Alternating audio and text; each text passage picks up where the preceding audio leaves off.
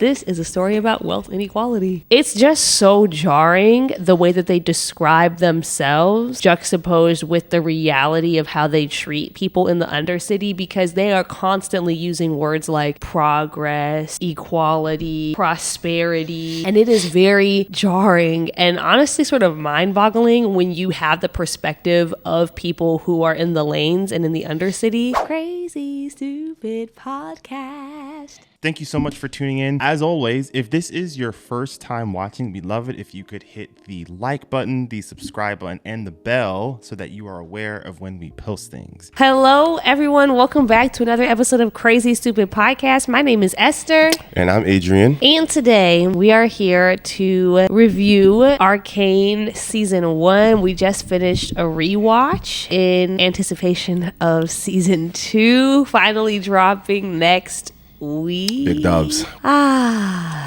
What a show. Holy smokes, bro. What a show. We're just going to talk about the entire season at one time because we wanted to make sure that we finished it before the new season comes out, and then we'll do our episode by episode. FYI, there will be spoilers in this review. Don't let this get spoiled. Like, go watch it and then come back to this. For sure. My overall thought is this is a story about wealth inequality. That's like the fundamental issue at the core of everybody's story arc. First thing that I noticed immediately, in the first scene, we see Vi and Powder in the aftermath, what looks like a war that's sort of taking place between these two cities. Powder, aka Jinx, is singing that song, and she's sort of singing that a couple of times throughout this first season. And the lyrics is kind of like, "Dear friend across the river, my hands are cold and bare. Dear friend across the river, I'll take what you can spare. I ask you a penny, my fortune it will be. I ask you without envy. We raise almighty towers, our homes are built of stone. So come across the river and find the world below." So immediately, before we even get any context of what's happening in the show, Arcane is already displaying and laying the groundwork of the lore that's existing there. Now, that same highway is the same highway where we get the infamous Lightbug scene. And she's singing that again, but this time power dynamics have sort of swapped. I thought a lot during this rewatch about how Piltover sees itself. There's like so many moments when we have characters from Piltover talking about the city and what it stands for. It's just so jarring the way that they describe themselves juxtaposed with the reality of how they treat people in the Undercity, because they are constantly using words like progress, equality, prosperity, equity. Like, those are words that they use to describe their own values. And it is very jarring and honestly sort of mind-boggling when you have the perspective of people who are in the lanes and in the Undercity, seeing that they are saying those things and they mean them. Like, they have absolutely no concept of the irony and the hypocrisy. Yes, that's the word I was looking for. And the hypocrisy of their words. I mean, Vi says that about Caitlyn. She's like, she means what she's saying, even though she doesn't get it. Like, they are being earnest.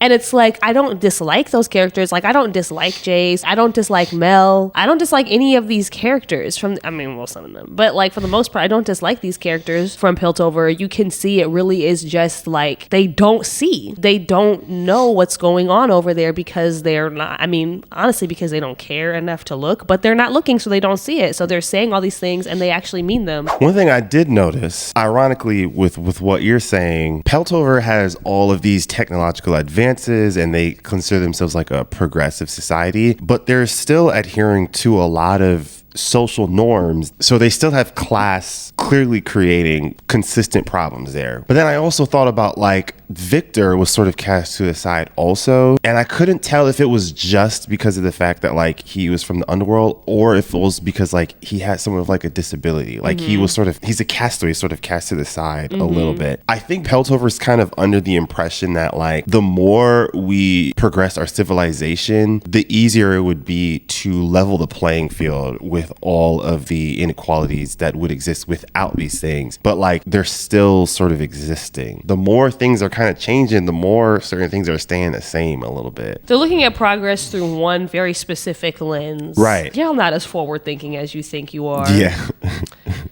They're liberals.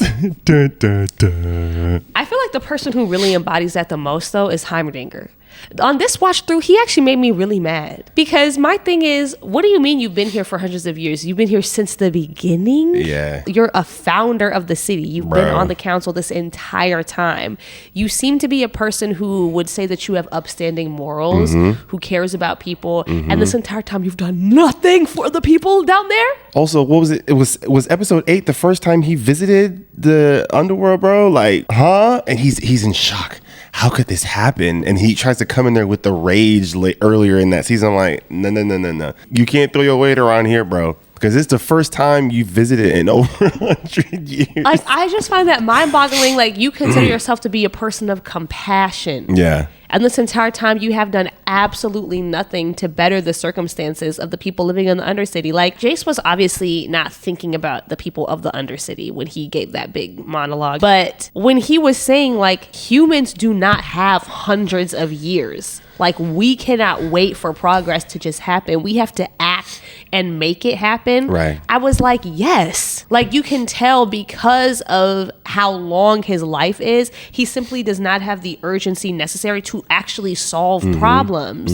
And I think he provided meaningful insight. Like, I think it's important to have those people that have seen things in the past and have learned from the past that we don't repeat it. But also, he never offered suggestions. Yeah, his sense of urgency was never there. You just kept saying, don't do this, stop this, wait for this. Okay, but like, what are we doing? Right. He's been in charge all along. Yeah. The entire time. I didn't even pick up on that. The first time around, I sort of looked at him as something of like a moral compass, right? Because the hex tech is sort of feels like a little bit adjacent to like AI, obviously. And so obviously my feelings toward AI, the first time around when I'm watching it, I'm like, yeah, the hex tech is wrong. It's dangerous. So I'm going to align a little bit more with him. This time around, when you look at it from the class perspective, you're like, nah, bro. I think Ekko is the only moral compass in the show. Yeah. I don't think there is anybody else who actually has upstanding morals. Even my girl Vi, I gotta say. Yeah. We'll get to her later on. I want to talk about Silco. Okay. All right. We're going there. Let's do it. I find Silco so upsetting. I feel like, you know, he was talking such a big game to Vander. We waited around, you know, we were supposed to be the city of Zayn, and we were supposed to make all these things happen. We had these dreams, and you betrayed me, abandoned me, and then you just sort of sat down, like sat back and let them walk all over us. You made deals with them. And I was like making points. Like, I see this frustration. I understand it. And then when he takes over, he just ends up in the exact same situation, but worse. Like, I was genuinely so confused. I was like, what's your big game here? You didn't do anything differently. You did the exact same thing as him, except worse. You made a deal with the enforcers, but you use it for your own personal gain. I think the difference between Silco and Vander a little bit was Vander was struggling a little bit with the stagnant nature of, I want to use the word liberation to an extent. I think he saw war up close and he saw what happened to Vi and Powder's parents, and that stalled him from wanting to move on in what I would say is a better place to be at, because Vi even calls him out on that. I think there was two things that Silco was trying to build up. I think the difference slightly is the end goal, the deal that he makes with Jace is a better deal than the one that Vander makes. But do you think that was his plan all along, or do you think that just happened? Because all that happened because Jinx went off plan. Jinx went rogue. Initially, I was under the impression that Silco always wanted Zayn to be its own sovereign state. Now, initially, you could make the case that he probably wanted power dynamics to flip, which is why he wanted access to weaponry. I think as the story progresses and as time moves on, I think he found himself, ironically, leading in the same trajectory that Vander led. So no, I don't think it was initially the same place, but I do think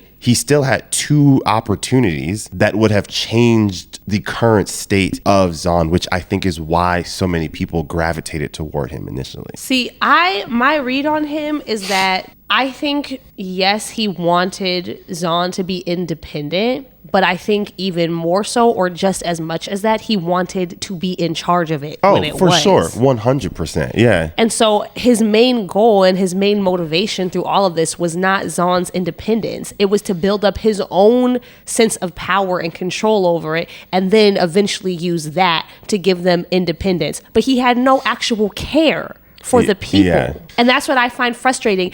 Vander's motivations, even if you disagree with his stagnancy and his inability to act, his motivation was his care for the people in the lanes and their well-being. That is what stopped him from acting, is because he did not want them to be harmed. Silco was willing to harm them in order to meet his ends. I felt like he still cared for the people, just not as much. I think he saw the people of Zayn a little bit more toward like ends justifying the means. Casualties kind of happen for like the quote unquote greater good to an extent, while adjacently existing in the space that he does want to be the one in control over everything. Because the way that he talks about Zayn with Vander in the first couple of episodes, I don't know, I felt a little bit of like some version of like positive aspiration to an extent. I think he definitely has pride in the idea of independence, but I do not think he has genuine care for the people of that community. Yeah. Because he is sacrificing them for his own, honestly, first and foremost, for his own personal gain. Yeah. And then maybe in the long run for this idea of independence and power. But he shows no actual care for them. He introduces something that is actually harmful. Like, it's one thing to at least enact their own sense of agency and say, we're fighting for this thing together. It may cost you something. It may cost us lives, but we're doing this thing. But he is not even sacrificing their lives in a way that they are given the agency and control over it. He is giving them an addictive substance that he knows destroys them. Yeah. And then he doesn't even really use that. He never once uses that in this show as like an offensive move against Piltover and the enforcers. He solely uses them as a means for his own protection and to protect his product. Well, I'm curious, do you think Silco would be a little bit more redeemable if he was willing to give up Jinx? Because that gets them everything. Maybe. He might be. I think he views things a little bit differently. He's not like sociopathic, you know what I mean? No, I just think he's power hungry, and I think that he is hurt. A lot of this was about revenge against Vander and a need to upstage Vander and a need to prove himself to be better than Vander because his ego was really hurt by Vander and his feelings were really hurt by that betrayal. So I don't think he's an evil person. I just don't respect him.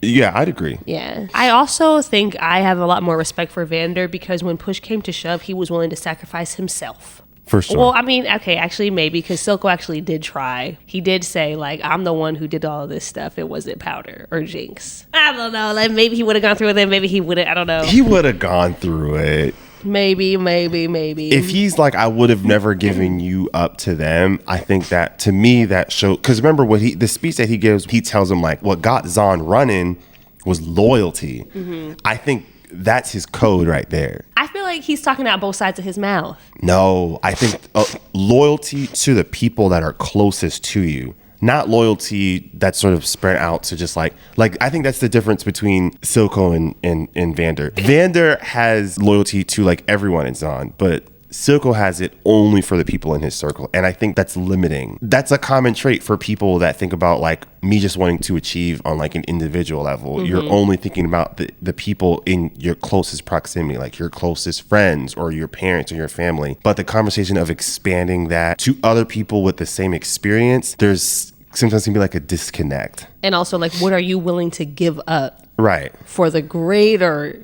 success and the greater good of everybody else. Yeah. That's a good read on him. I think they gave him a lot of depth with how they explored the impact that Vander had on him and how you could see he simultaneously admires him and wants to be him, but at the same time despises him and wants to beat him. Yeah. But and like you were saying, that's very similar to Jinx and Vi, because it's almost identical. Oh, she 100% admires her and wants to be just like her, but also has this need to one up her. Yeah, like the boxing thing. Jinx kept trying to beat Vi's score, and she could never do it. Well, because everybody was comparing her to her all the time about how she wasn't as strong as her.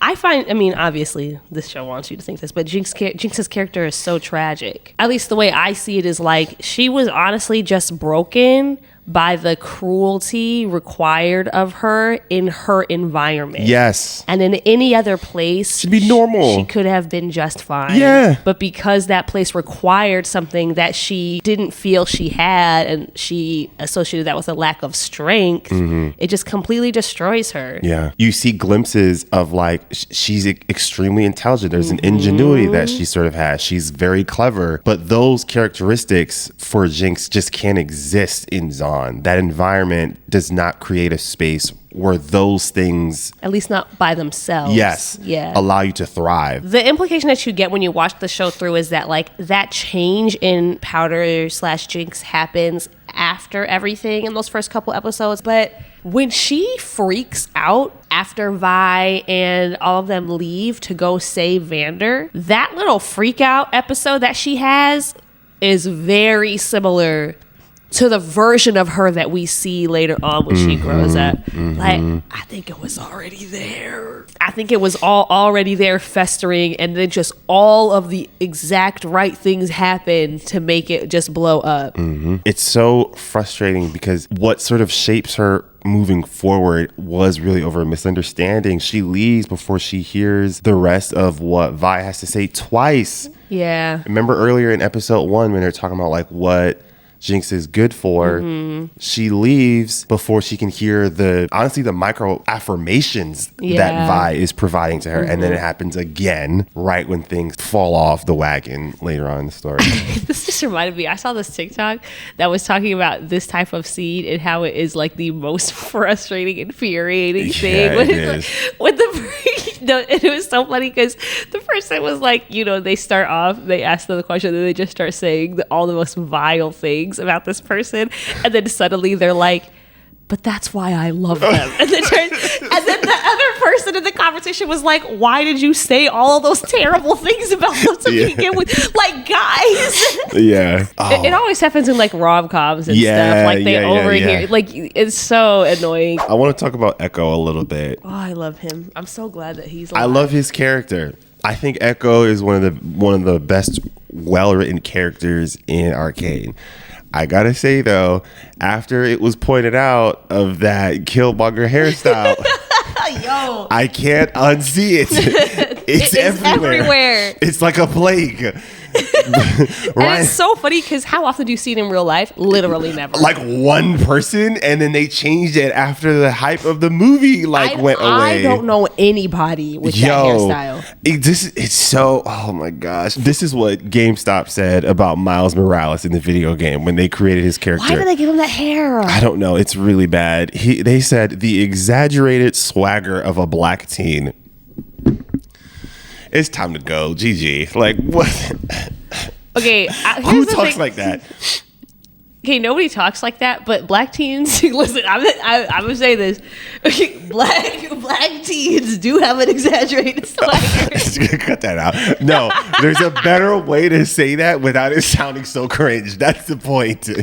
Now, I can't unsee it now. I don't. Yeah, it's literally everywhere. We can't get no other hairstyle, bro. Like. Listen, you can't give us a waves. About like 8 out of 10 black men just have a regular old fade, guys. Bro, like that is the most common hairstyle. You know, when it shows up too in video games. The Sims has that problem for a long time too. They've gotten significantly better though. No, that's good. Let's talk about Ekko for real. Okay, let's do it. As I was saying before, he is the only person I think in the show that like you can truly consider to be a moral compass. Yeah, I agree. I hope that what we get for him in coming episodes is a little bit more background on him as well, like how we got, some background on some of the other characters. Yeah. Because as of right now, there really isn't any explanation for why he turns out so differently and is able to turn all of the same experiences that Vi had, that Powder had, all of that same pain and negativity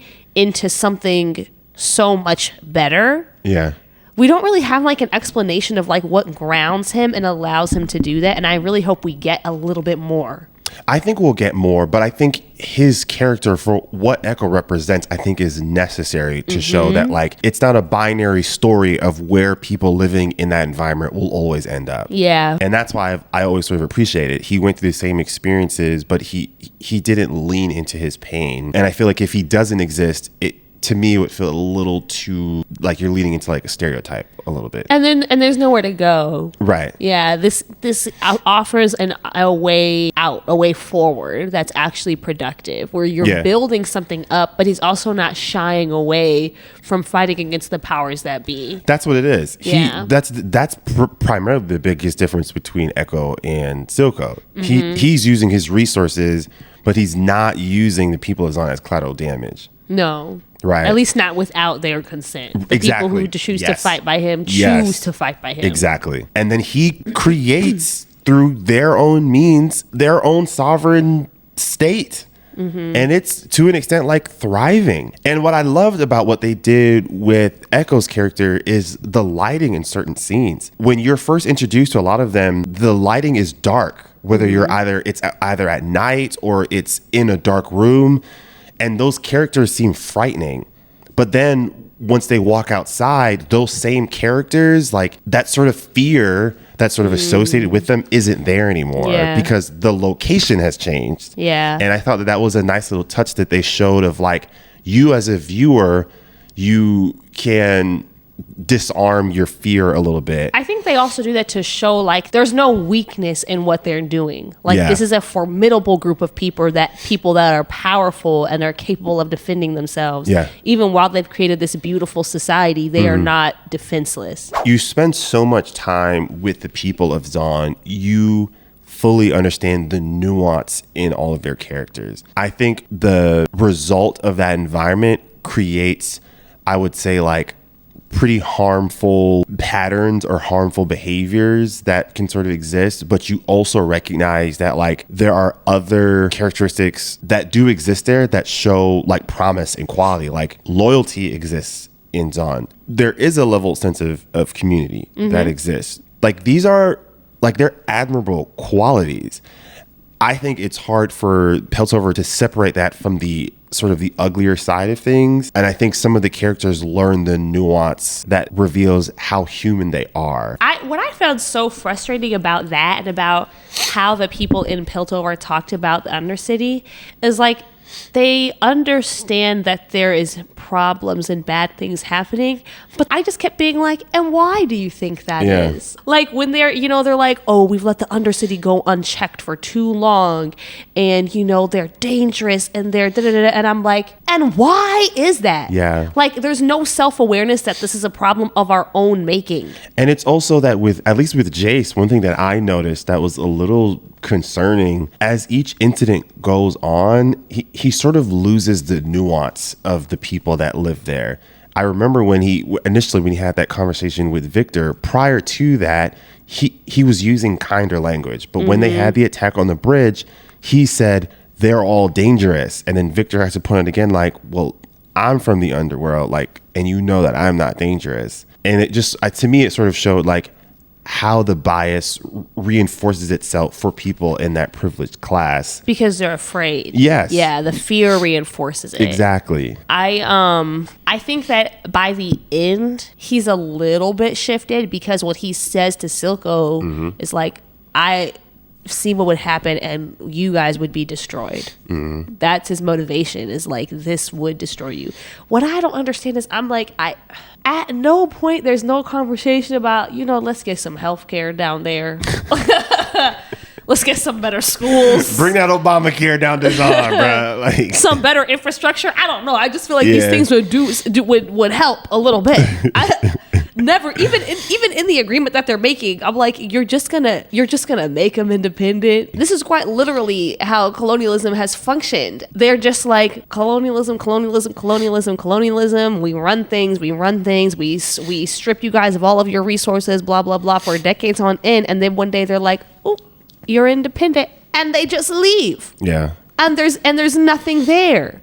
And then they're like, what's going on the continent of Africa? Why is there so much civil war? And it's like, well, these countries have only been independent for like 40 years, some of them maybe even less. And their independence began after they had just been stripped of all of their resources and rights, and y'all left nothing in its place. Like, it's crazy.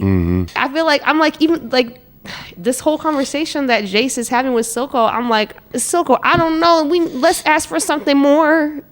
I think he trusts now that when he talks about like complete openness to the trade lanes. I think he's under the impression that like we don't need your help. Which maybe that's sort of some of the pride kicking in for Silco and not wanting to have the idea of like we still need to rely on them for God knows how long, you know. Even if it's not reliance, but like you all are owed something. Yeah. Like that's how I think about it. It's like you are owed something for what they have taken from you for this long. I think Ekko would see it that way.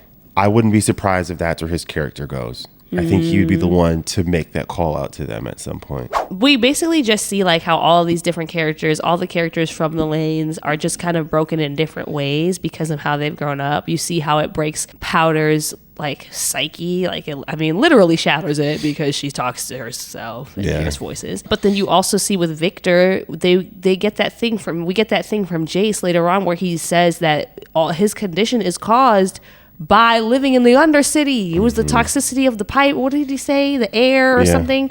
Like literally his entire situation is a result of growing up in a literally physically toxic environment. Yeah. And then I also think I really like the backstory that we got for Mel. I feel like we don't see a lot about what it's like outside of Piltover. I have a feeling we will get more of that later on because obviously something about to go down with her family that there's a bad situation brewing there. It's very clear that like her upbringing is of a line of people who see themselves as entitled to whatever they can conquer. And even though she's unable to completely adapt to that and they kind of banish her out because of that, she still kind of takes that mentality into her leadership in Piltover. She is very driven by this desire to build, to create, to leave a legacy, to have this thing. I like her as a character. I think she's very fascinating, but her motivations are not selfless. Her motivations, it's not like Victor, who was like, he wants to do something good. And it's not even necessarily like Jace, who was like all about the progress of science and the that kind of thing. That's not her. Her motivation is about, I don't even know how to describe it, but I guess honestly like making a name for herself, like building that legacy. Yes, that's her. That's it. So she wants to prove her mother wrong, really. Yeah, you're right. But I thought that episode was so helpful just to explain kind of what drives her and why she is the way that she is. But I love that she exists in the show. I love Vi, but I think that she was lying to herself a little bit because I think she was telling herself that this was about something bigger and this was just about getting revenge. That girl just wanted to hit something, bro. She just wanted to get back at Silco. And that becomes clear when, listen, okay. In the council scene, somebody, I can't remember, is like, all right, we got to go down there. And then somebody else is like, well, there's good people living down there too. We can't just do that. And then they all agree. They're like, that's true. Maybe we shouldn't just go down there with a bunch of enforcers and we should try to talk it out. And Vi is angry. She is mad. She's like, how dare you try to save my people's lives? I'm mad right now. She was like, y'all need to get down there and F stuff up. I was like, Violet. I don't know if that's her real name. Vi. We're losing sight of the bigger picture. Yeah. 100%. Oh my goodness. I think Vander saw that. Yes. I think he knew that like underneath it all, the similarities that she has with Silco and even with Jinx is that there is this desire for revenge from the people that have wronged you. And I do think some of it was created out of the inequities that they're living through. 100%. You know, and I think Vander saw it festered and found itself manifesting in other more interpersonal relationships, which is why he stopped the fight and was trying to stop Vi going through it, because he could see what that kind of revenge can really do to a person. I also think he saw the impatience, which is like I feel like that's one of her bigger problems too. Yeah. And not just her, but like I feel like what was lacking from a lot of the people in the story who were like they wanted change is like a willingness to build it up.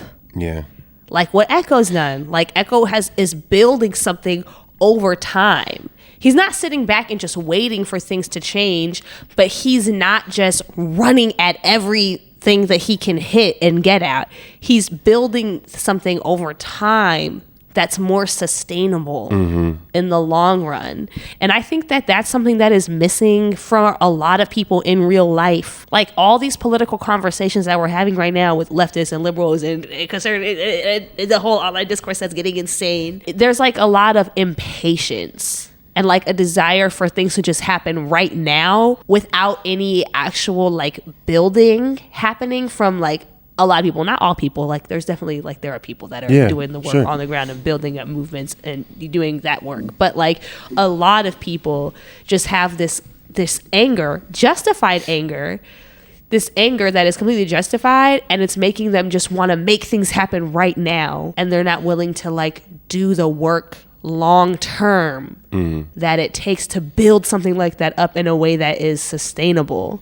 It's also that the type of person that Vander represents is seen as weak, is seen as you're working with the system, which is not something that would benefit us in the long run. Like that is the route that Vander goes, even though it has built something a little bit more long lasting, is seen as, I guess, honestly, like the incorrect way to create something in a progressive manner, you know? Yeah. And I don't think you don't have to agree with Vander, but I do think calling it weak is incorrect. It honestly reminds me of the way people talk about Angela Davis every election year. When she chooses to vote, yeah. Yes. And listen, you can disagree with Angela Davis. Nobody's telling you can't disagree with Angela Davis. That's completely fine. You do not have to agree with the things that she says and does. It's cool. But sometimes it turns into this weird thing where people question like her credibility. Yes. I find that so frustrating because I'm like, you guys understand that Angela Davis is of the generation of people who actually did do the revolution. Yeah. She saw it, and what happened? Her friends died. Her friends got thrown in prison. Her friends are living in exile. Like that is what literally happened to her and her peers. Like she was in prison. Okay, it is reasonable for a person who has lived through that experience to not want to rush to that course of action again. Yeah, if they see other options available.